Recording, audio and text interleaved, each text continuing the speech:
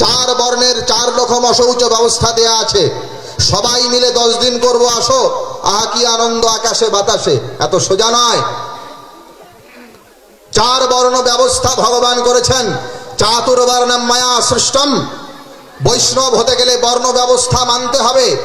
বর্ণ ব্যবস্থাকে বাদ দিয়া বৈষ্ণব হওয়া যায় না। বিষ্ণু পুরাণের 3য় অংশের 13 অধ্যায় লেখা আছে।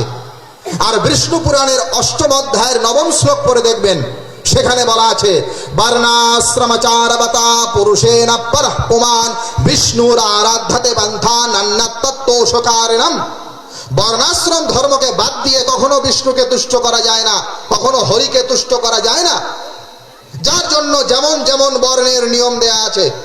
তাহলে পরে বাড়িতে কেউ মারা গেলেও অশৌচ হয়, বাড়িতে যদি কারো জন্ম হয় তাহলেও অশৌচ হয়। সমাজে একটা ভুল ধারণা যে হ্যাঁ মারা গেলে অশৌচ মানবো, কিন্তু জন্ম নিলে অশৌচ মানবো না।